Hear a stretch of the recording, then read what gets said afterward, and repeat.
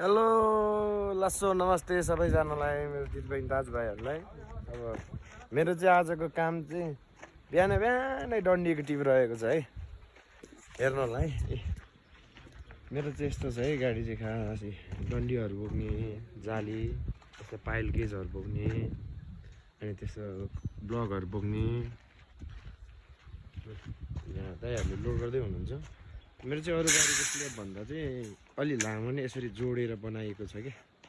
अनि त्यो जोडेर लामो भएको नि अझै लामो रोड जान्छ है। निकै छोटो छ नि मेरो गाडी त, हेर्नु त गाइस।